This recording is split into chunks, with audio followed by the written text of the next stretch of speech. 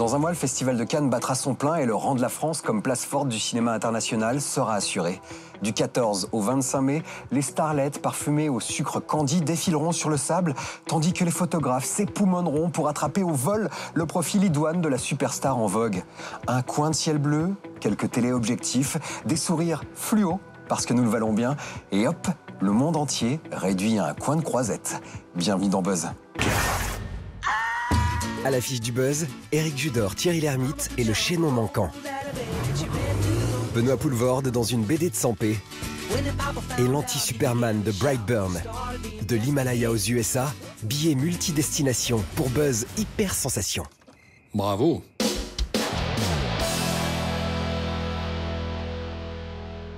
La malédiction de la Dame Blanche frappe sur écran géant, c'est du cinéma manufacturé pour les frissons, grand format. After, tout en sueur de pacotille, fait des clins d'œil à 50 nuances de gris et à son érotisme de supermarché pour ménagères et ménagers de moins de 50 ans. Mais tout de suite, Benoît Poelvoorde réapprend à faire du vélo dans un comic book film Made in France, Raoul Taburin, d'après la BD de Sampé. Le journal des sorties s'ouvre sur un bon coup de pédale. Si quelqu'un s'y connaît dans la région en chambre à air, dérailleur, c'est bien moi. Raoul Taburin. Bonne journée, Raoul! Ma réputation est telle qu'on ne dit plus un vélo, mais un taburin. Et pourtant, je n'ai jamais su monter à vélo. Et mon drame, c'est que jamais personne ne m'a cru.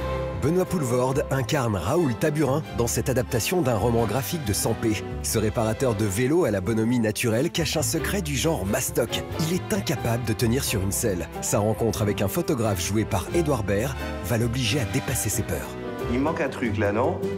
Toi sur ton beau vélo, descendant les pentes à pleine vitesse, ça fait tellement longtemps. Bon, malin du délire là.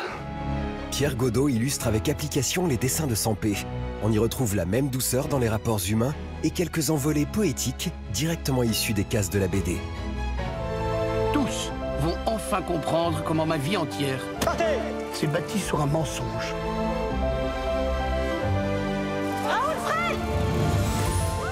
Et si c'était aujourd'hui le déclic?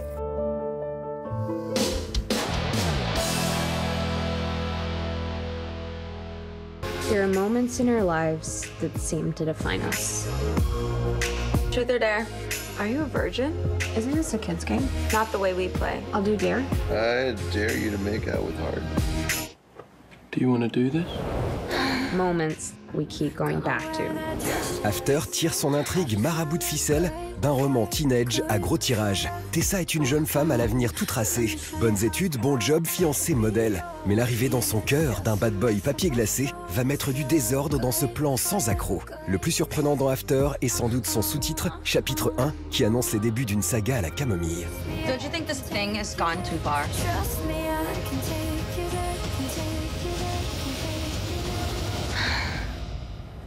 What are you dreaming about?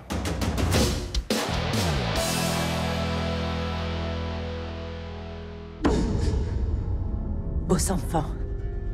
Rinçage. Rinçage. Sont en sécurité. Mais ils l'ont entendu pleurer. Ils ont senti la brûlure de ses larmes.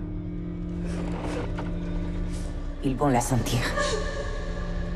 Elle viendra les chercher. Qui ça? La Dame Blanche. Lancé en 2013, l'univers Conjuring a connu deux gros succès avec les dossiers Warren et La Nonne. Avant Conjuring 3 l'année prochaine, la malédiction de la Dame Blanche s'intéresse à la légende de la femme fantôme avide de jeunes enfants à épouvanter. Au programme, sursaut en rafale et trouille bon marché. Mon père, vous pouvez nous aider? L'Église compte dans ses rangs des spécialistes de ce genre de situation. C'est la Dame Blanche. Vous croyez qu'elle va venir? Elle est déjà là. Qu'est-ce qu'on fait maintenant? Coincée entre enfer et paradis, la Dame Blanche, après avoir noyé ses enfants, rejoue nuit après nuit le drame de sa vie. Pour un film qui questionne mollement le rapport entre surnaturel et religion. Le mal que vous affrontez ne connaît pas de limite.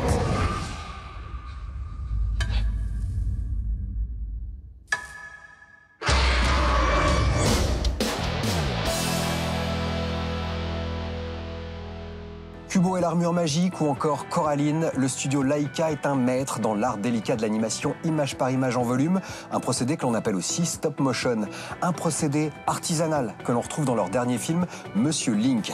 On zoome sur une aventure à nul autre pareil, en compagnie des voix françaises, Thierry Lhermitte et Éric Judor. Je vous offre un aperçu d'une créature légendaire des temps anciens. Ni singe ni homme, gigantesque. On lui a donné moult noms. En fait, c'est Suzanne. Monsieur Link mélange l'animation en volume et l'image de synthèse. On y assiste à la rencontre entre un explorateur et une créature intelligente à la recherche de ses origines. Après l'étrange pouvoir de Norman, Chris Butler remet le stop motion au goût du jour. Expliquez ce que vous attendez exactement de moi. Je me sens seul. Il n'y a personne de ma race. Mais de l'autre côté du monde, on parle de cette créature. Le Yeti. Je pense que ces Yeti sont mes cousins. Vous voulez bien m'y conduire? Je vous en donne ma parole. Studio Laika, figure-toi Thierry, que c'est un studio qui fait des films d'animation particuliers, très très léchés, une direction artistique très très pointue. Il fait chaud ici, non? Un peu, oui, il suffit d'ouvrir la fenêtre. Naître. Ah oui, c'est mieux. Monsieur Link est le seul exemplaire de sa race, on va dire. Et il n'a pas de parents, manifestement, et pas de congénères. Et il aimerait bien avoir une famille. Donc, comme ils ont entendu parler du Yeti, de l'abominable homme des neiges, là, qui est dans l'Himalaya, Monsieur Frost va accepter de l'emmener dans l'Himalaya pour retrouver ses semblables. Comme nous projetons de voyager à travers tout le globe, il va falloir qu'on l'ajoute profil bas.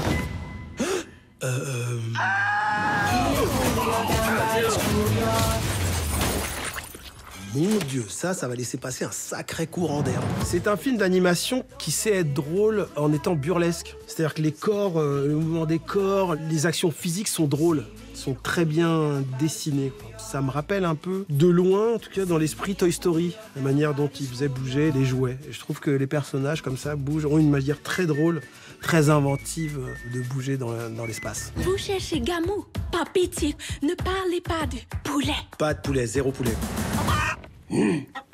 Salutations, vénérable Gamou. C'est un grand honneur. Elle fait quoi avec le poulet? C'est plus facile d'imaginer comment un mec comme ça parlerait, alors que pour une grosse bête, c'est un travail de création que j'ai admiré voir exécuté devant moi. Bah, c'est très gentil, d'autant que je reprenais le travail de Zach Galifianakis qui était déjà exceptionnel, quoi. Honnêtement, c'est tout à créer. Quand tu as une bête comme ça, c'est tout à créer, alors que le personnage que j'interprète, encore une fois, on le regarde, ça vous donne une idée de comment il parlerait. Vous êtes exactement comme je l'imaginais. 2,40 m, 1,77 m de tour de poitrine pour un poids total de 300 kg. Je dirais plutôt autour de 285 kg, pas plus. En fait, ce sont les poils qui me grossissent. Ils apprennent à se connaître et à s'aimer, oui. Chacun veut utiliser l'autre à des fins personnelles au début. Et puis au fil de l'histoire, ils ont un objectif. Ils n'ont pas vraiment d'objectif commun. Ils comprennent que on n'est pas obligé d'avoir de grands objectifs personnels, de grandes ambitions pour exister. Vous avez tué ma grand-mère! Vite, il faut lui faire du bouche à bouche! Allez-y, vous êtes l'homme de la situation. Elle est comme à mon haleine. Alors il y a de l'humour enfant burlesque, où on rit avec les corps, les gamelles et tout ça. Et il y a une deuxième lecture que le parent peut avoir vraiment tranquillement. Au début, moi, j'avais un peu peur de faire un film gamin. Et en fait, non. Ça me parle autant qu'à mes enfants. Il faut quelqu'un qui connaisse les endroits les plus sauvages de la planète. Votre nom restera gravé comme celui du plus grand aventurier. Monsieur Link, c'est le dernier des Mohicans parti en quête de lui-même. Une odyssée qui flatte la rétine et l'esprit, enjolivée par une version française aux petits oignons. Allez, lancez-moi. Vous êtes un peu lourd à mon avis. Foutaise. Allez, de toutes vos forces. Oh, je sais pas à qui c'est la faute sur ce coup-là. Allez, on recommence.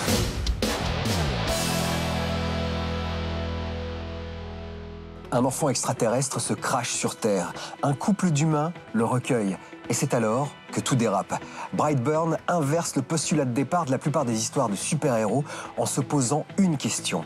Et si Superman était un sale type?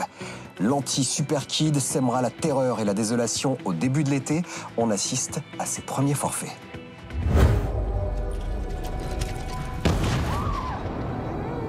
We believe that you came here for a reason.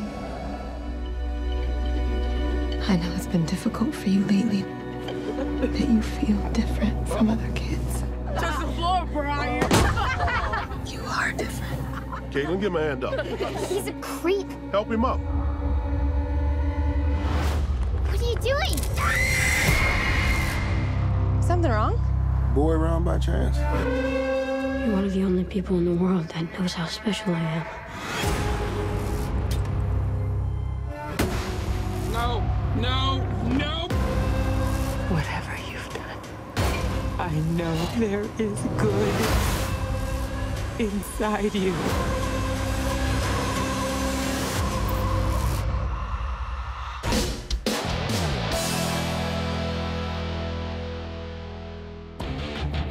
C'est fou comme l'arrivée d'une nouvelle technologie peut ressourcer un genre. Space Junkies n'est qu'un jeu de tir multijoueur, mais il est en réalité virtuelle. Mieux, il vous met en apesanteur.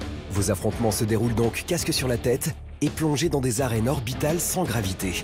La prise en main est aisée, les déplacements intuitifs et l'immersion assurée, même si sur PS4, les manettes PS Move ne sont pas prises en compte. L'équilibrage des armes n'est pas optimal, les modes de jeu peu variés et les parties limitées à 4 joueurs. Mais le titre étant prévu pour évoluer, les défauts devraient se régler. Et Space Junkies reste malgré tout un des meilleurs jeux de tir multi en réalité virtuelle.